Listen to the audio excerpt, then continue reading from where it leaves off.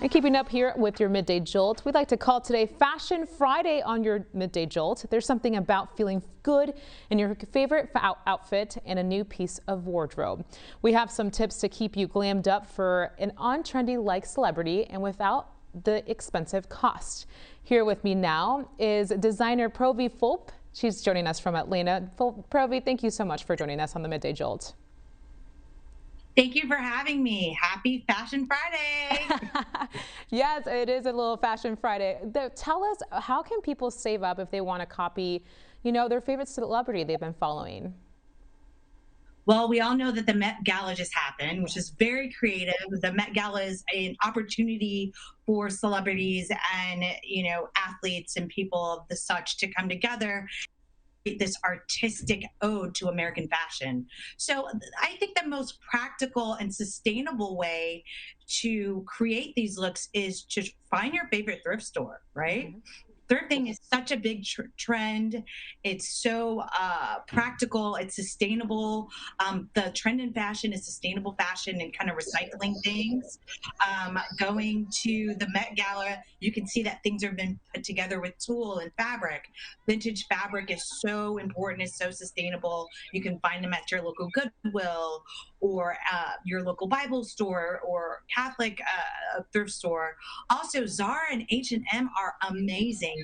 Target has great integration with high-end brands. You see that Christopher Rogers and other Alexis, which are really high-end designers, have merged with Target. So that's a great way to get that look without paying the money. And it's all about mixing and matching. You can find highs, you can find lows. The jacket I have on today is by Topshop. It's Nice. vegan leather. I just kind of, I got it when it was here in Atlanta. Unfortunately, it's not here anymore. But, mixed it with a vintage classic white Oxford that is from Valentino. And I just, I have a Tom Ford ring on and some jewelry from LA Stein, which is a local jeweler here in Atlanta that sells in Jeffrey and the boutique called People. So, I love that. the, you know, highs and lows in mixing fashion, it's all about being creative. Mhm. Okay, you can go into your grandma's closet and find some of the coolest things. Christmas is around the corner. Think about your ugly sweater parties, and Halloween is coming up, and just find things around the house. Be Right. creative. Pull out some stones, pull out some scissors, get a needle and thread, and just maybe make something. No, that's all good advice. Probably really quick. So we just had the Met Gala. What do you expect the Emmys? What trends are out that you expect to see out there? Well, first of all, I'd like to say congratulations to my legends that I just worked with, Dolly Parton and Debbie Allen, who just received an Emmy for Christmas on the Square for Netflix. So the Emmys is going to be fabulous. We're Yes. going to just expect excellence, a lot of excellence. Look at Regina King. Oh my God, she's amazing. I mean, these stars come out and they really show us what we have, Yeah. what they have to offer. And the best way to get these looks is to just really mix and match. Look at this beautiful red on Yeah. this red carpet. That's so classic. I love this Asian American couple. They Yeah. look amazing. A lot to look Off the forward shoe. to. Provi, we're going to interrupt you there real quick because you're pulling double duty for us for more of the conversation with Hispanic Heritage Month. So we'll get right back to you in a little bit. But in the meantime, Miss Mexico, who was crowned Miss Universe this year, will have the shortest reign with a title in history. Of course, the pandemic is to blame. Andrea Mesa was crowned in May of this year after the contest was canceled in December of 2020. Mesa shares at first she was sad, but she arrived to the competition with that in mind. Miss Mexico has raised awareness about AIDS and has taken that to heart. All right, so keeping it fashion, fabulous and trendy, we're going to obviously celebrate that as well with Hispanic Heritage Month. So Provi, you're from Puerto Rico, right? Yes, I am Boricua. I am Afro Latina, and I am proud. Okay, there's a movement in the Latina and Latinx community and culture. We are celebrating. We're celebrating through style. We're celebrating through the explosion of reggaeton. We're celebrating Yes. through J Lo's amazing outfit at the Met Gala, who did an ode to fashion and to Ralph Lauren. So I am so excited. Yeah, tell me how you kind of paved the way to like include more people from the Black and brown communities to get involved in the fashion industry. It is a very cutthroat industry. Yes, it is. There is lack of representation for Black and brown people, and I'm a costume designer. I work in television and film. I work here, based in Atlanta, but kind of all over.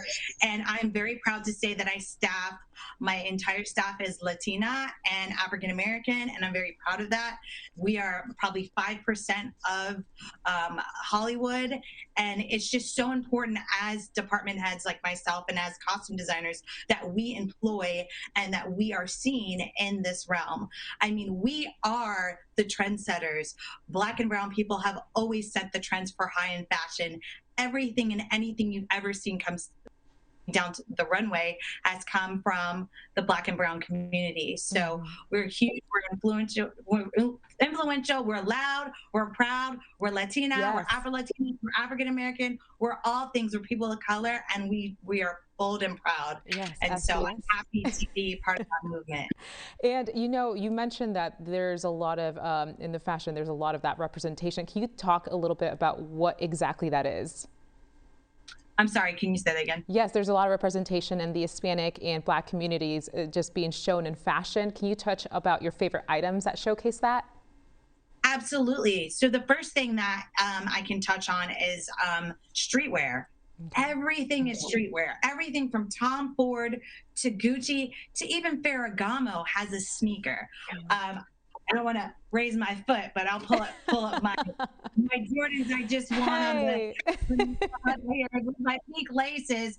And you know, this is just like I'm in my office, okay? I work for ABC. I work for the hot news show Queens, and you know, this kind of stuff with the streetwear mixed with my Oxford shirt is a perfect example of how the Black and brown community has influenced fashion all over the world. I love it. Well, Provi Fulp, you look amazing. Thank you so much for enlightening us Yeah. with your wonderful tips on the Midday Jolt family. Actually, we have time for one more question. So can you tell me more about just your experience as, you know, Puerto Rican and jumping into the fashion world, and how kind of you just like put in that touch when you go to these places?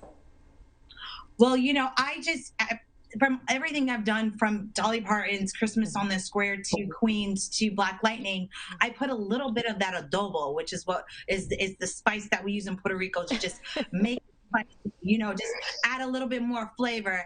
And it's just important that with proper representation, we are representing the stories that are told, the American stories, whether it's Caucasian stories, whether it's a Latina story, whether it's a Latino story, where it's an African American story. That little bit of sazon just shows that we're here and we're proud and that we have the flavor. So I always make sure I mix a little bit of that, even in my Chick-fil-A.